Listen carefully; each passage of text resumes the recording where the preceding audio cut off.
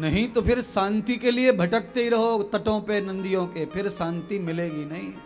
देखिए आप जितने लोग हैं लगभग सभी महाराष्ट्रियन हैं और सब राम घाट पे कई बार आ चुके हैं, कई बार नहाने आ गए, कई बार पूजा करने आ गए, कई बार खोपड़ी छिलाने आ गए, कई बार आ गए, पर आज तक अभी तक शांति मिली, वही तड़प रहे, भटक रहे, परेशान हो रहे हैं।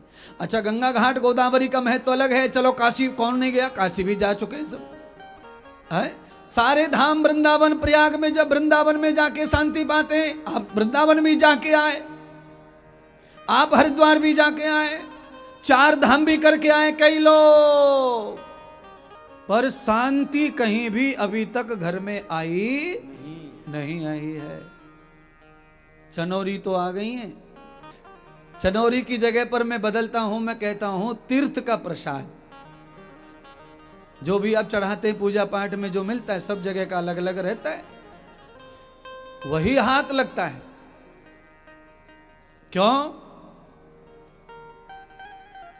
कारण है उसका क्यों कि पहले अपनी बुराई देख ले,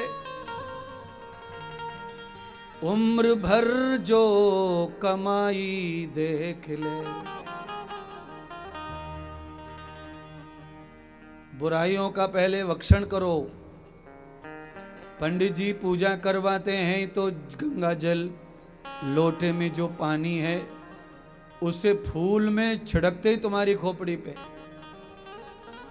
और फूल में छिड़कते हैं, मंत्र बोलते हैं पवित्रा पवित्रो वा सर्वा सर्वः वस्तांग अंग वस्तः। पंडित जी को मालूम है कि ये नहा के आया है, पूजा के लिए आया है, कपड़े बदल के आया है, फिर भी जल छिड़क रहे हैं, क्योंकि पूजा के समय वो करना इसलिए जरूरी है कि सिद्धांत कहता है कि बाह्य और आंतरिक पवित्रता के बाद ही पूजा लगने वाली है। अगर तुम्हारी बाह्य पूजा पवित्रता पानी से शुद्धि हो जाएगी चमड़ी की, पर अंदर की जो शुद्धि है वो कैसे होगी? तो फिर पंडित जी उसके लिए मंत्र उच्चारण करते हैं, तो फिर वो गणेश जी का आह्वान करते हैं कि यजमान अंदर से अगर शुद्ध बुद्ध में नहीं है, यजमान अगर योग्य नहीं है, तो पहले गणेश जी को बुलाओ। गणेश जी को ही यजमान मान करके फिर वो स्थापित करके पूजा प्रारंभ कर देते हैं कि यजमान अगर दुष्ट भी है तो गणेश जी जो है वो पूजा को सिद्ध कर देंगे, क्योंकि वो सिद्ध भगवान है, पवित्र युक्त भगवान है, सब देवों के बनाए हुए भगवान है। एक तो ऐसा है कि गणेश प्रकट हो जाते, पर गणेश को तो बनाया गया है, पार्वती ने बनाया, फिर सब देवताओं ने मिलके बनाया, तो समाज मिलके जो बना देता है उस तो कानूनी नहीं हो जाता है।